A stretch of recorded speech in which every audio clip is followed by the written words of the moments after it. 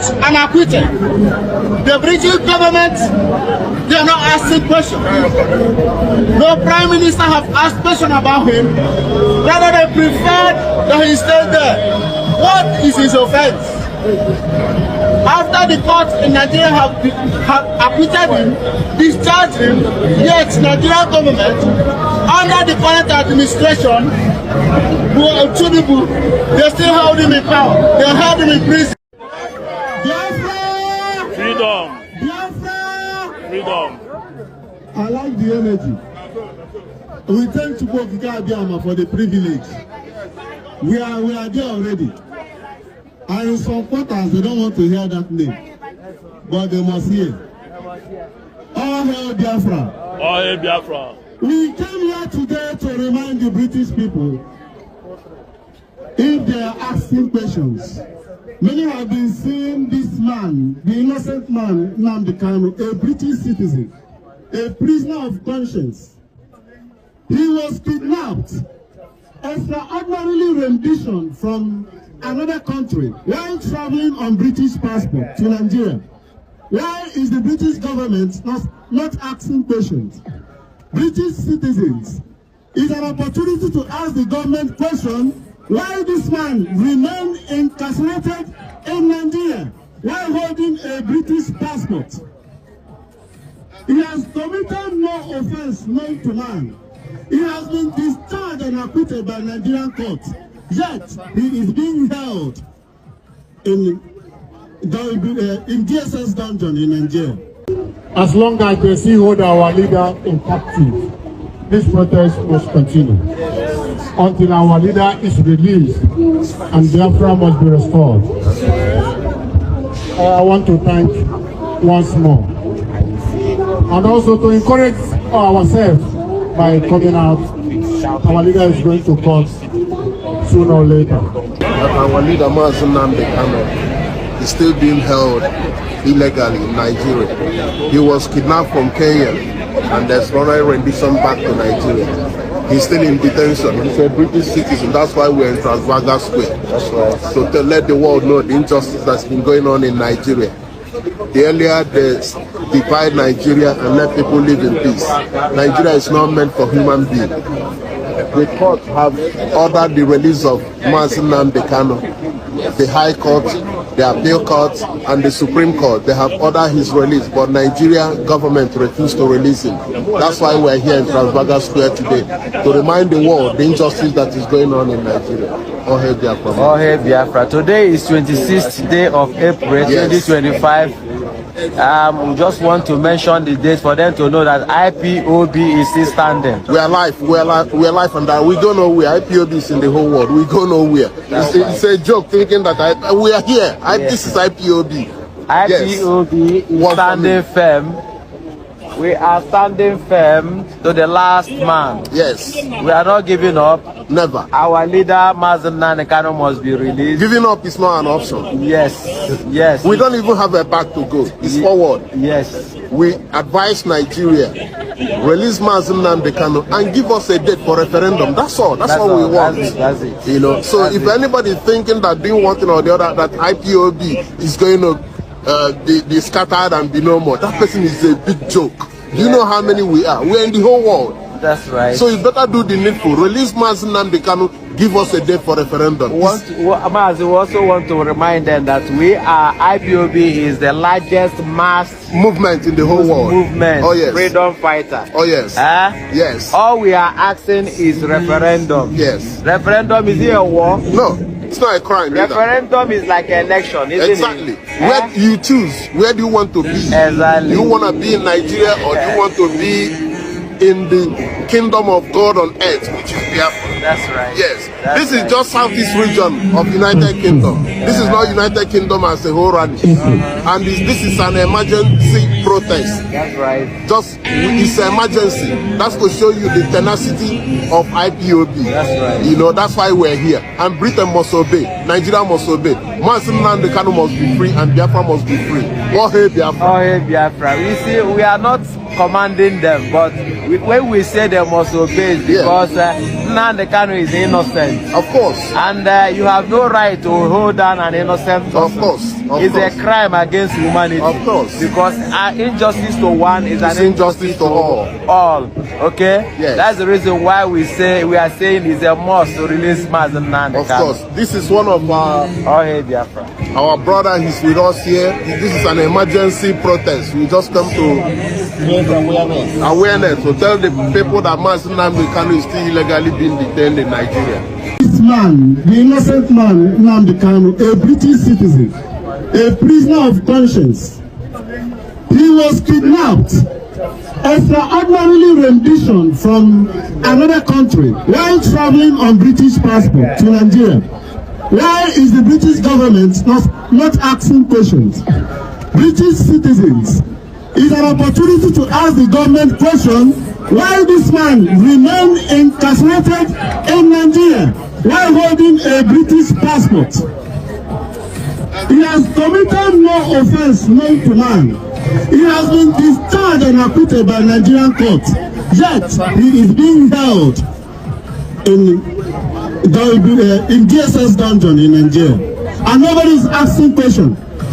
Just because he asks for freedom. Freedom is a right of every people. That's right. Since the unwholesome marriage between the North and South by Igobs and Florasho. Yeah. All hail Biafra. All hail Biafra. What's going on? Hey, when I hear you, we can hear you. I think I have a loud voice. Yeah, we still need the mic.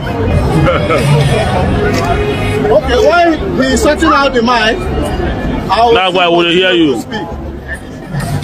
There was an unwholesome marriage, a forceful marriage. Here in Britain, when you see your partner misbehaving, you divorce. Is that not right? That's right. And there is no forceful marriage anywhere. But the Igobs and Florasho came to Nigeria, came to that western country, western part of Africa, and they joined us together. The North and South, they're like oil and water. They cannot mix. They cannot mix. But because of their interest, they decided to forcefully mix us together. And they call us Nigeria. The name that was not known by our ancestors. We have been known with a name. They decided to abolish our name. And they gave us Nigeria. And they supported the North. And since that unwholesome marriage, we the East have never been the same. We have been killed. We have been marginalized. And we decided that this marriage is no longer working out. We want to go back the same way we were. It's straightforward, the truth fact as it is. As they go. But listen and listen good. UK, like I said in my previous videos, what did I say there? I said the UKs are the brain behind of what is going on against Mazi Nnamdi Kanu, because they know what they are benefiting from Nigeria. Let me tell you, I want to enlighten the viewers and enlighten you, the journalists. Now listen to me. For your information, in case you don't know, Nigerian seaport that you are seeing, so the headquarters is not here in Nigeria. For your information, do you know how much the UK country are making from Nigeria?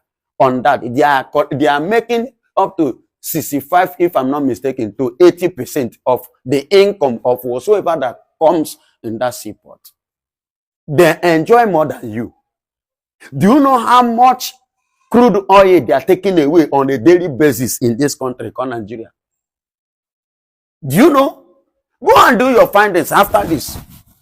Do your findings. Then, if they should leave this or they should lose it, it will tell on their economy so seriously, so severely. You see why they don't want to, a kind of handsing up from Nigeria, because they know what they are benefiting from this country. And that is, see, let me tell you, Nnamdi Kanu is a citizen of British. He's a British citizen, true of us. And he was kidnapped with a British citizen in Kenya Who do you think that plan all those things? Who play the game? They are the brain behind it. You understand me? And that is why ever since that day, have you seen them said anything concerning the kidnapping of Mazi Nnamdi Kanu? They have not said anything because they are seeing Mazi Nnamdi Kanu as a traitor, threatening the source of their income. You know, British didn't have anything. They feed on people's goods, people's resources. They have nothing. They are part of the West. Look at the Ukraine. Look at what is going on in Ukraine. Them and co. Then when they gang up and conspire, they are going to do this. When Putin now issue, if I see any of your soldier, I declare it in a total war. The next in the same British now, what happened? Immediately withdraw. When they were doing jaga jaga, when it happened, what happened? Macron, France, being the main man. When that one move, immediately UK folded themselves and go back. They don't have anything. So they are feeding on people's resources. What they only capitalize, that is why if you go to other countries, the UK, they will use tax. And that is what Bola Ahmed Tinubu and co have introduced here, especially here in Lagos. They will use tax, everything, pay. That is their source of sourcing money. Source of income. Without this, you see, they are the one doing all this. That is why you see those Biafrans in London going to the office. Is it the office or his house? Front of his house to conduct protest. Because up till now, they're supposed to have said something. They're supposed to have done something. According to the law,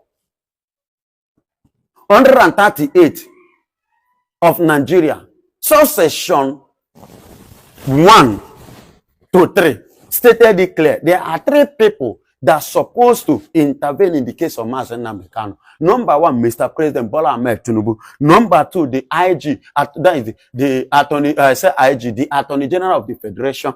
No, that is Natif Fagbemi. Then the 3rd person is the country of which the person holding the passport come from. But did you see England do anything or said anything? No, they even tell the last time that for the first time they even said something. They say July they are going to sit in the case of Mazi Nnamdi Kanu. And let me tell you, if you don't know, this is politics. And Tinubu want to enter 2027. He want to do, and the Northerners are already playing the game. The card that he must not go there. You understand? And he himself is afraid of those Fulanis. He is very, very scared of them. You know what they can do. They know, he knows what they're up to. So that's why when he ran to France, since he did not succeed in France, he ran to UK. And for you to become a president of Nigeria, you must have a UK approval. So he went, only God knows what he used, kind of to bribe his way there, to make sure that they back him and to retain 2027. But except the hands off from our brother, our leader, the only person we know as our leader. That is in person of Mazi Nnamdi Kanu. You see why the UK have not done it, and that is why it is very, very important for that protest. In the front of the Prime Minister himself, James Starmer. You understand? That James Starmer, it is very, very important. In his room, if possible, let them enter his wife's room, private room, and protest. They don't invade the privacy with that. Yes, he needed to. No, there is a level you push somebody. Even that person, even Jesus self reacted. Yeah, Jesus, he got to a point, he reacted. So, and even the Bible said, even Paul, he got to a point, Paul said, trouble me no more, for I bear in my body the mark of theology. He said, trouble me no more. There is a point you can push a man, somebody, then you understand me? You see the reason why Omotosho, when he appeared in the court, that was last month, when he appeared for hearing. Don't you hear what he said? That was 10th of last month, 10th of March. Do you understand? What did he say? He first and foremost apologized to Mazi Nnamdi Kanu for taking time in this case. And let me tell you, those that even testify against Mazi Nnamdi Kanu are contributing for. Yeah, it's a wonderful edition of Politics on the Street today. Today, it's no news that Dr. Ngozi Orabueze is set to commission the first Biafra Washington Embassy. Some persons are of the view that what has Dr. Ngozi Orabueze done to the history and to the struggle. Now she's bringing what she has done, that Donald Trump is set to commission this embassy. And so and then we've seen some persons come out to say that that embassy is just a jamboree. Such thing will never come into reality. Such thing will never come into existence. But the truth of the matter is that these people, are they not tired of the Fulani killings in Nigeria? Are they not tired? Just of recent, some days ago, the Fulani invaded Plateau State and killed over 16 people. Plateau State is now a crime zone whereby the Fulani can easily perpetrate their acts. And now nobody, even the government, is not coming out to condemn this killing. We don't know if the government indirectly or directly, they are the ones sponsoring this killing. And now we've seen someone who has taken over this freedom, this agitator, all to ourselves to make it a reality. And yet some persons are still coming out to condemn this woman, saying that this woman cannot lead the Biafra struggle. Then tell me, who is then fit to lead the struggle? Now that Mazi has been given some restrictions of social media, and now we've seen someone who has come out of our own free will to lead this struggle. And some Igbo leaders are saying that will not become a reality. What does the Ohaneze Indigo really want? What does the Igbo's elders who have been bribed by this government, what do they really want? They want everybody in the entire race to be wiped out so that nobody can come out and speak about the illegal mines in the southeast, where we've seen some identified persons being killed on a daily basis. And now nobody is coming out to condemn the killing. And yet Dr. Ngozi Orabueze is making moves. And yet we've seen leaders, the Igbo leaders, coming out to condemn that move.